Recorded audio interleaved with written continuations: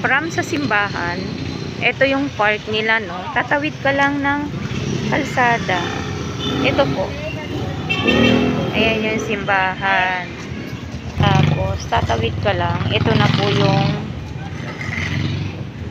kanilang park. Ito po. Ayan. Napakaganda po ng park. Napakaganda ng General Trias po. Ayan o.